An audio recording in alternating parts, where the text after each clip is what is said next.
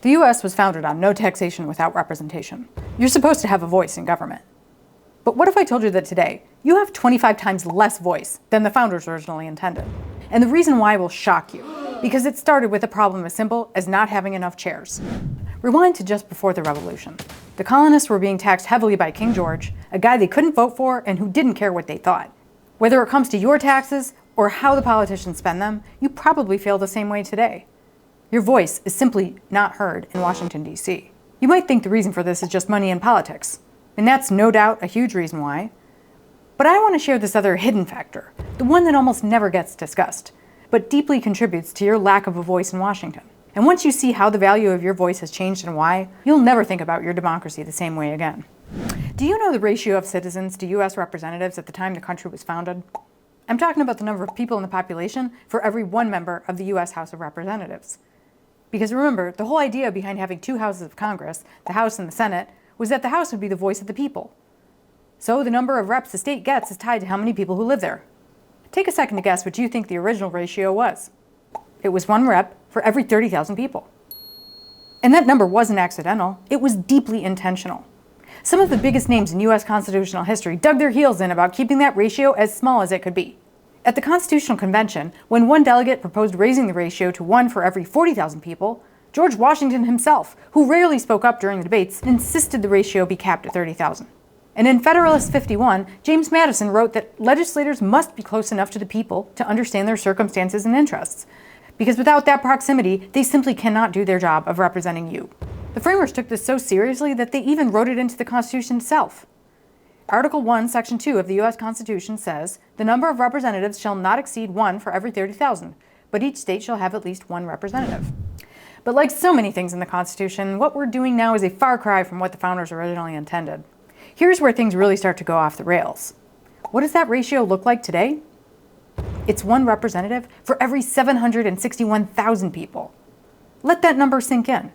What that actually means is you have 25 times less representation power than the founders intended for you to have.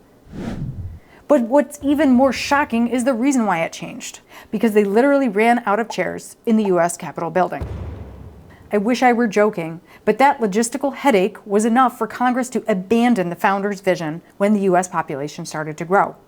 As I said before, the US Constitution itself lays out what that ratio is supposed to be.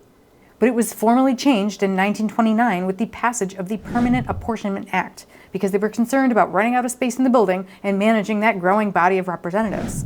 So instead of figuring out another solution and keeping George Washington and James Madison's vision intact, Congress froze the number of House seats at 435 and just left it there. The official reason they gave was logistical. Too many people, not enough room. But let's be honest, it wasn't just about the furniture.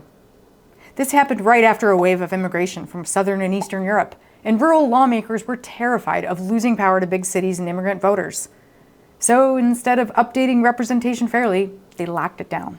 So over time, as our population has grown, your voice has gotten smaller and smaller and smaller. And the stakes and the cost of running these political campaigns has gotten higher and higher, creating even more incentive for politicians to seek out big money to help them win. And if you're wondering what all this means for your actual influence today, let me show you what I saw firsthand. I've gone to DC multiple times to meet with legislators, and here's what I've learned. They're not ignoring us.